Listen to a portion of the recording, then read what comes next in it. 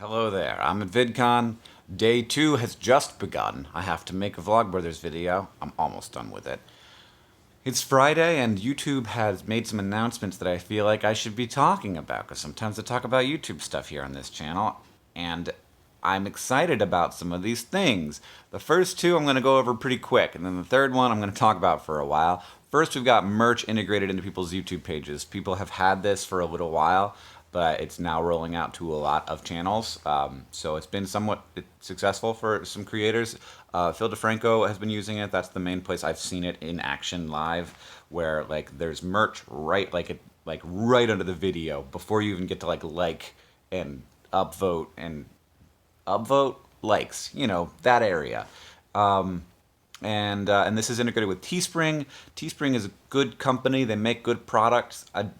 I it hurts a little bit as a person who owns a merchandising company to have this roll out with just one merch partner.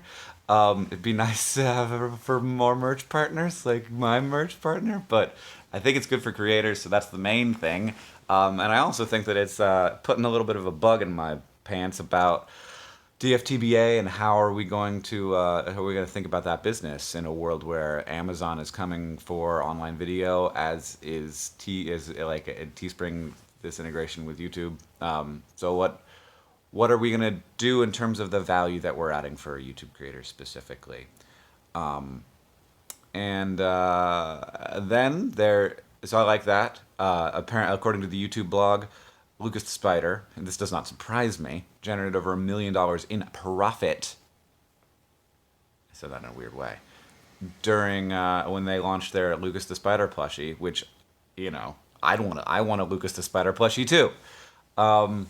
So that doesn't surprise me too much that they were able to make that much money selling 60,000 plushie spiders, but that's great. That's huge. And also Teespring doesn't usually is usually sort of print on demandy, so the fact that they went out and created a product for a creator specifically, I don't know if they've been doing that, but that is somewhat of a shift for Teespring. Maybe. I also they're launching a thing called Premieres, and I have known about this product for a little while, and so I've actually gotten to use it. It's weird. It doesn't make a ton of sense when you say it out loud. The idea is that you upload a video to YouTube, and then you have an hour before that video where it's like, this video is going to be coming out in an hour, and that shows up in places on YouTube. It's on your channel page, it's on for your subscribers, and you can also send the link out.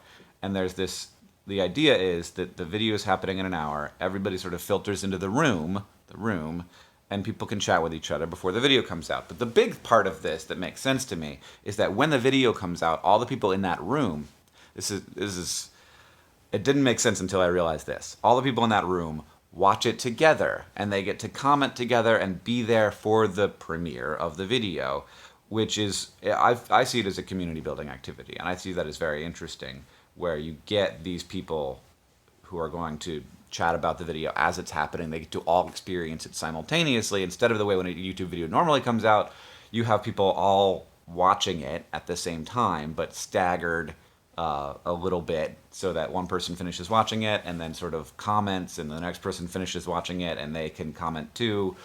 And it is definitionally not a simultaneous experience. So I like that. It's sort of treating a new video as a live video.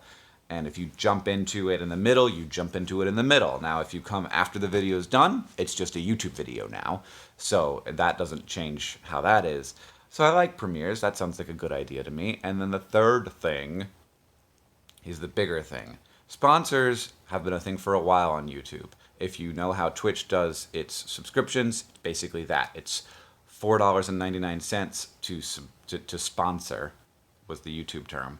I say was for this, and on Twitch it's subscriptions, and you can get some things as well. So you definitely get a badge next to your when you comment. You get a little badge that says that, like, just shows that you're a sponsor of the channel.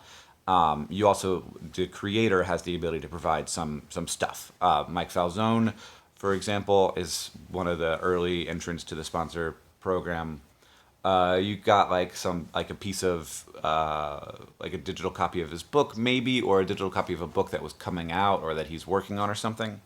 I'm sorry, Mike. I love you very much, but it was a while ago when I looked. I didn't check before I started filming. And then and so what's and I think this is a good product. I think it's a good idea. I'd like to it for it to have come sooner, or since it came later, been done a little differently. But it's sort of like it's all mixed up with sort of like there's this and how is that different from YouTube Premium / YouTube Red, which is pay extra to get ads, to not have ads. I don't know if sponsors on a channel don't get ads on that channel. That would be interesting. Now that I'm thinking about it, I don't know. From a creator perspective, so this is similar to Patreon, obviously, but from a creator perspective, you don't you get 70% of the revenue from those, so that's more than YouTube ads, but less than from Patreon. And then they announced that this is not going to be called sponsors, it's going to be called memberships. And I like this change. Sponsor to me seemed like okay, so I'm a person who's a sponsor. The only context I've heard a person, a human being, be a sponsor in the world is Alcoholics Anonymous. That's not what we're going for. Not that connotation. The other connotation for sponsor for me is a brand, like a sponsor, which I don't mind that. That would be interesting. What if YouTube created a thing that was like, here are the brands that sponsor this YouTuber, and it's just like there's a place on your YouTube channel that's basically your NASCAR, and it's just like all the logos that you work with. Those are my sponsors. Here's my sponsors over there. Thanks to all my sponsors. And so I don't love that because it's not a brand sponsor relationship. So what they're doing is they're calling it memberships, and so instead of being a sponsor of the channel, you become a member of the channel. And I think that they are probably going to let creators sort of define for themselves what the terminology around this is, instead of calling it sponsors. So you are a member of the channel, but then like what you call your members is kind of going to be up to you. And I like that. And it sort of gives me a better feeling for what it is, which is like, I'm signing up to be a part of this. And I appreciate that because that is sort of how I always think about Patreon. Help us be a part of this thing, and also allowing users to define it means that you can we can move away from language that is like you aren't part of this if you aren't giving us money. I don't know exactly how the users are going to be able to define what their sponsors are, if that's just in their own heads or if there's some back end, like in their own communities, you talk about it and define it that way culturally, or if there's some behind the scenes ways to change the language that appears on YouTube. I imagine we will find out about that at YouTube's keynote at 4 o'clock today.